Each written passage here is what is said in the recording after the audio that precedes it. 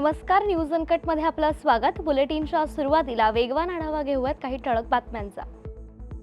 केंद्र सरकारने केला सुरक्षेतील त्रुटी मान्य।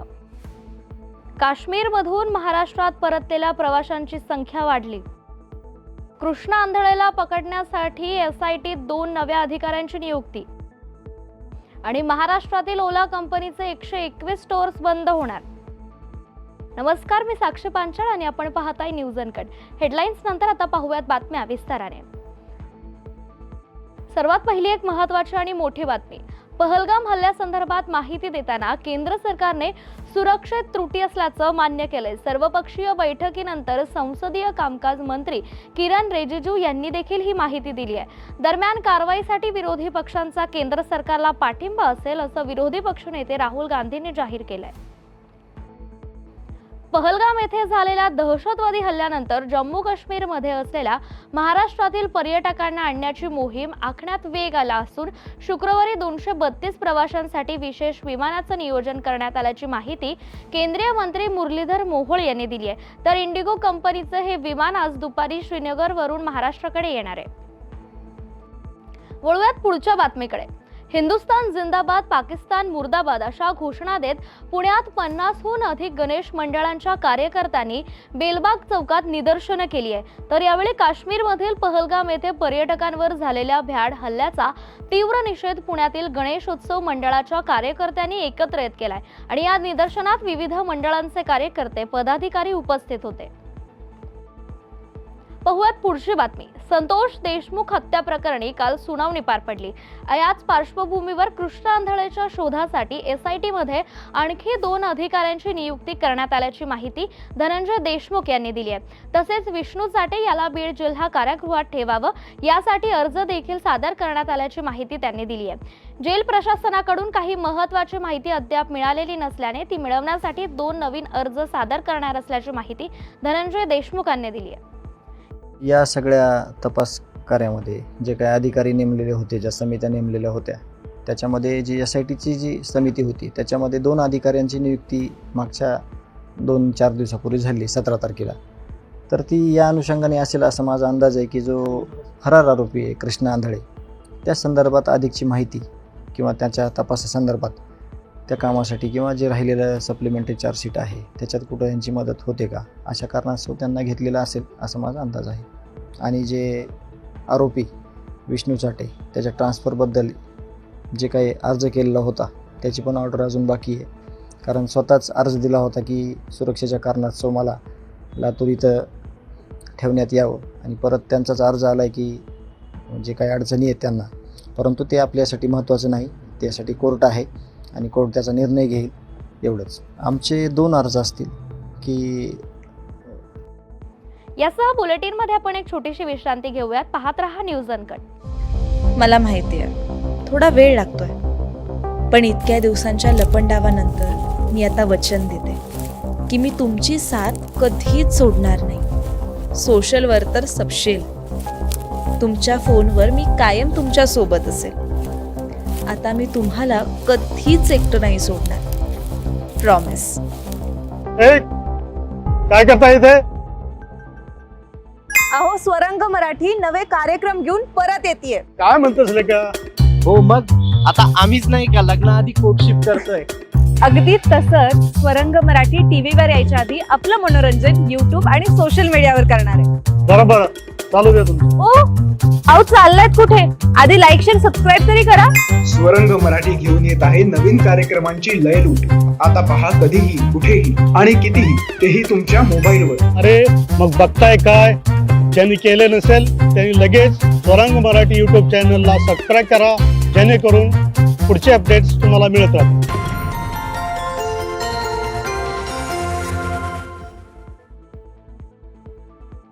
विश्रांतीनंतर पुन्हा एकदा स्वागत। पाहूयात उर्वरित काही महत्त्वाच्या घडामोडी। राष्ट्रीय पंचायत राज दिवसाचं औचित्य साधून काल भंडाऱ्यातील ग्रामपंचायत बेलाचा संपूर्ण कारभार शाळेच्या विद्यार्थ्यांनी सांभाळला। विशेष म्हणजे ग्रामसभा आणि मासिक सभा सुद्धा विद्यार्थ्यांनी घेतली। सरपंच शारदा गायधने, उपसरपंच अर्चना कांबळे आणि ग्रामविकास अधिकारी विलास खोब्रागडे यांच्या संकल्पनेतून हा उपक्रम राबवण्यात आला। पहलगाम अतिरेकी हल्ल्यात मृत्युमुखी पडलेल्या नागरिकांना नाशिकच्या भोसला मिलिटरी स्कूल आणि कॉलेजच्या विद्यार्थ्यांनी लष्करी पद्धतीने श्रद्धांजली अर्पण केली आहे। यावेळी भारत माता की जय आणि वंदे मातरमच्या घोषणांनी परिसर दुमदुमून गेलाय। या कार्यक्रमादरम्यान विद्यार्थ्यांनी या घटनेचा निषेध देखील व्यक्त केलाय, तर देशाच्या सुरक्षेसाठी नेहमीच तत्पर राहण्याचा संकल्प देखील त्यांनी घेतलाय। भोसला संस्थेचे प्राचार्य, शिक्षक आणि माजी विद्यार्थी देखील यावेळी उपस्थित होते। जो अभी जम्मू कश्मीर में पहलगाम डिस्ट्रिक्ट में जो अभी परसों हमला हुआ है, जो टेररिस्ट ने एक नेवी अफसर और 27 अन्य भारतीय नागरिक को शहीद मार डाला, उसमें हम बहुत निंदा करते हैं और हमको पूरा भरोसा है कि मोदी सरकार और जो भारतीय सरकार है वो इसका करारा बदला लेगी। इसके कल मोदी जी ने, माननीय प्रधानमंत्री मोदी जी ने कैबिनेट कमेटी ऑन सिक्योरिटी की मीटिंग बिठवाई दिल्ली में और बहुत सारे अन्य फैसले लिए हैं, जिसमें से पहला एक अन्य मुख्य मुद्दा है कि जो भारत की सिंध नदी है, जिसको इंडस रिवर भी बोलते हैं, उसमें से पानी जो पाकिस्तान में जाता है वो उसका पानी बंद कर दिया है। इसको इंडस वाटर ट्रीटी भी बोलते हैं, उसको पानी बंद कर दिया है, जिससे उनके जो रोज़ की ज़िंदगी में जो पानी यूज़ होता है या खेतों में पानी यूज़ होता है वो पानी उनको ना मिले। और जो अटारी वाघा बॉर्डर का जो ट्रेड रूट है वो भी बॉर्डर बंद कर दिया है, जिससे जो खाना या जो अनाज उनके पास जाता है वही बंद हो गया है। तो मेन मुद्दा है, उनको शारीरिक तंग नहीं करेंगे, उनको मानसिक तंग करेंगे, जिससे उनका खाना पानी बंद कर देना। वैसे थैंक यू। उनके सारे जो रेजिडेंट्स इंडिया में हैं उनको यहाँ से रवाना कर दिया जाएगा और ऐसे भी बोल दिया गया है कि जो पाकिस्तान एम्बेसी इंडिया में है उनको 7 दिन में पैक करके सब सामान लेके वापस पाकिस्तान भेज देना चाहिए। और ऐसा बोल दिया गया है कि इंडिया की जो एम्बेसी पाकिस्तान में है वो 5 दिन में सारा सामान लेके वापस इंडिया आ जाएगी। इंडिया ने घोषित कर दिया है कि ना हमें दुश्मनी चाहिए, ना हमें दोस्ती चाहिए और ना हमें दुश्मन चाहिए, हमें सारी तरीके से नाते तोड़ देने हैं, कोई भी कुछ नहीं करेगा। महाराष्ट्रातील इलेक्ट्रिक दुचाकी उत्पादक कंपनी ओलाचे 121 स्टोअर्स बंद होणार आहेत। महाराष्ट्राच्या वाहतूक विभागाने स्थानिक आरटीओला स्टोअर बंद करण्याचे हे निर्देश दिलेत। वाहतूक विभागाचे 146 ओला स्टोअर्सची तपासणी केली आणि त्यापैकी 121हून अधिक स्टोअर्स ट्रेड सर्टिफिकेट शिवाय चालवत होते, ते आता बंद करण्यात आल्याची प्राथमिक माहिती मिळते। आणि या बातमीसह आपण बुलेटिनमध्ये एक छोटीशी विश्रांती घेऊयात। पाहत रहा न्यूज अनकट। महाराष्ट्राला फार पूर्वीपासून अत्यंत गुणी खेळाडूंचा एक समृद्ध वारसा लाभलेला आहे आणि हा वारसा पुढे जपत प्रत्येक नवी पिढी आपल्या देशाला नव्या दमाचे नवे खेळाडू अजूनही देते आहे आणि यापुढेही देत राहील। क्रीडा विश्वातील हेच नाविन्य ओळखत आणि ते जपण्याचं उद्दिष्ट घेऊन सादर करतोय क्रीडेच्या जगतात एका नव्या दृष्टिकोनाने डोकावण्यासाठी एक हक्काचं ठिकाण, AGC स्पोर्ट्स। आता तुम्ही म्हणाल कितीतरी आहेत, तुम्ही काय वेगळं देणार?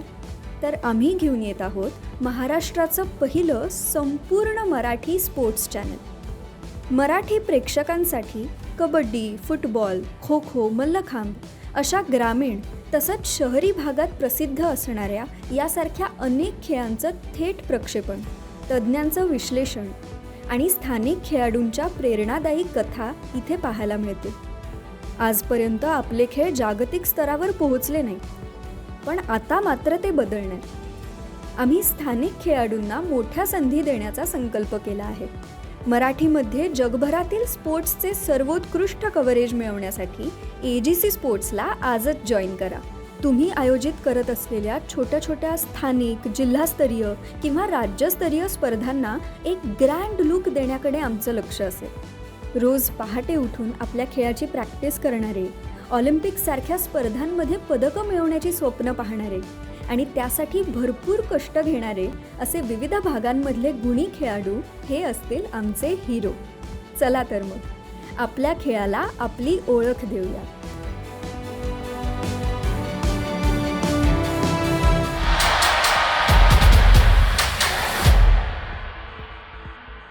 विश्रांतीनंतरची एक महत्त्वाची बातमी। विवेक जॉन्सन यांनी बीडचे जिल्हाधिकारी म्हणून काल पदभार स्वीकारलाय. जॉन्सन 2018च्या तुकडीचे सनदी अधिकारी असून बीडच्या आधी ते चंद्रपूर जिल्हा परिषदेचे मुख्य कार्यकारी अधिकारी म्हणून कार्यरत होते. त्यांनी पदभार स्वीकारल्यावर निवासी उपजिल्हाधिकारी शिवकुमार स्वामी यांनी त्यांचे बीड जिल्हा प्रशासनातर्फे स्वागत केले. 3 हुद्देवर खूप महत्त्व आणि इम्पॉर्टन्स देणार आहे. माझा पुढचा सर्व कार्यकाल आणि माझ्या प्रशासनामध्ये सुद्धा आपण गतिमान प्रशासन कसे करू शकतो, म्हणजे लोकांच्या समस्या जितकी लवकर दूर करायला पाहिजे या फिर लोकांना एकदम लवकर कसे आपण लाभ देऊ शकतो, कुठला योजना असो सर्व योजनांचे लाभ कसे देऊ शकतो याच्यामध्ये आमचा इम्पॉर्टन्स असणार आहे. त्यासोबत आमच्या लोकाभिमुख एक प्रशासन कसे राबवू शकतो यावर आपण 100% आम्ही प्रयत्न करणार आहोत. म्हणजे अल्टिमेटली आम्ही सिव्हिल सर्व्हंट्स म्हणजे लोकांसाठी आम्ही काम करतो. अधिकारी म्हणजे आपण इकडे लोकांसाठी काम करण्यासाठी इकडे बसलेले आहे. तो प्रायोरिटी आमच्या 100% लोकांच्या समस्या सोडवण्यासाठी आणि शासनाच्या कुठलाही योजना असो तो लोकांपर्यंत पारदर्शक पद्धतीने पोहोचण्याकरिता याचा आम्हाला प्रायोरिटी असणार आहे. पुण्यात कोथरूड येथे MIT WPU तर्फे जागतिक वसुंधरा दिनानिमित्त 3 दिवसीय परिषदेचे आयोजन करण्यात आले आहे. याबाबत बोलताना संस्थेचे डॉक्टर मिलिंद पांडे यांनी माहिती देताना सांगितले की दरवर्षी एप्रिलच्या शेवटच्या आठवड्यात जागतिक वसुंधरा दिन साजरा करण्यात येतो आणि याच निमित्ताने 24 ते 26 एप्रिल दरम्यान एक पृथ्वी एक भविष्य या विषयाची ही परिषद असणार आहे. यामध्ये तरुण मुलांनी आपले शोध प्रबंध सादर करतील.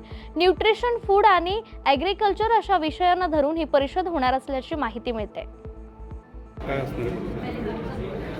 दरवर्षी एप्रिलच्या शेवटच्या आठवड्यात अर्थ डे म्हणजे जागतिक वसुंधरा दिन हा साजरा करण्यात येतो. त्यानिमित्ताने उद्या म्हणजे 25 आणि 26 अशा 2 दिवसाची एक कॉन्फरन्स घेण्यात आलेली आहे.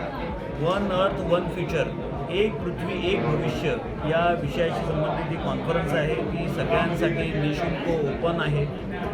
याच्यामध्ये तरुण मुलांनी आपले शोध प्रबंध सादर केलेले आहेत. वेगवेगळ्या कंपन्यांनी म्हणजे प्लास्टिकपासून आपल्याला कसं वाचवता येईल, ॲग्रिकल्चर, फूड जे आता दिवसेंदिवस डिग्रेडेबल आणि भेसळयुक्त होत आहे त्याला सोल्युशन काय काढता येईल, आणि न्यूट्रिशन आणि फूड, ॲग्रिकल्चर अशा 3 विषयांना धरून ही कॉन्फरन्स होते आहे. बातमीपत्राच्या अखेरीस एक आनंदाची आणि महत्त्वाची बातमी आहे. डॉक्टर बाबासाहेब आंबेडकर यांच्या जयंती उत्सव समितीच्या वतीने पुण्यात येरवड्यातील मनोरुग्णालय वसाहतीत भीम फेस्टिवलचं आयोजन करण्यात आलंय. 26 आणि 27 एप्रिल रोजी हा फेस्टिवल होणार असून त्यात पूर्वीसारखे शाहिरी जलसे आणि व्याख्यान असल्याची माहिती अय्यूब शेख यांनी दिली आहे. 2 दिवसाचा सोहळा या ठिकाणी आम्ही या जयंतीनिमित्त भीम फेस्टिवलच्या नावाने आपण करत आहोत. त्या कार्यक्रमाची रूपरेषा अशी आहे की आपण 26 तारखेला भीम गीताचा एक कार्यक्रम त्या ठिकाणी ठेवलेला आहे. पुण्यातल्या आणि आजूबाजूचे नामांकित सिंगर या ठिकाणी भीम गीताचा त्या ठिकाणी सादरीकरण करणार आहे. आणि तिथं आपण एक 40 स्टॉल लावले नाश्त्याचे आणि लहान मुलांना खेळण्याचा असा एक उपक्रम. तसंच 1000 मुलांना पेनपासनं जो वह्या असं ते साहित्य वाटप दिलं, शैक्षणिक साहित्य. तसंच त्या भागात जेवढे लोक गेले अनेक वर्ष आंबेडकरी चळवळ आणि शैक्षणिक संस्थांमध्ये काम. आणि या बातमीसह आपण मॉर्निंग बुलेटिन मध्ये इथेच थांबूया. ताज्या बातम्यांसाठी पाहत रहा न्यूज अनकट.